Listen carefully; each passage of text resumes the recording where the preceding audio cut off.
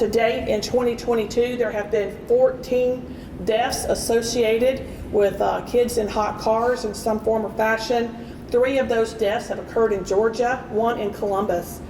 And I think the thing that people lose sight of is how quickly the temperature in a vehicle can climb. As Pam mentioned, some of these are folks that intended to run in, pick something up, and come running right back out. They have no concept of just how quickly that temperature in a vehicle can rise. There's a car parked right outside, and it's 115 degrees in that car. And so we just want to ask you to do your diligence and just remember to not leave your child in a hot car, not even for 1 second. When you park and you get out of your car, before you step out, turn and look at your back seat, even if there's nothing back there but an umbrella.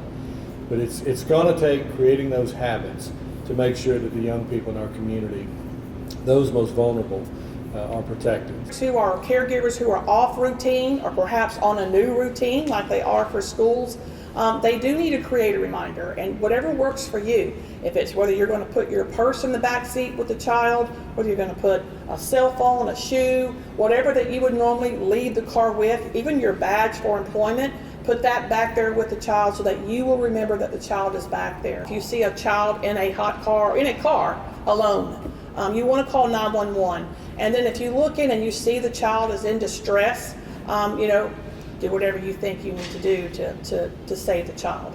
But usually, our first responders are pretty quick, and they can get there fast. But if you assess the child, then you need to do whatever you think you need to do to save the child's life.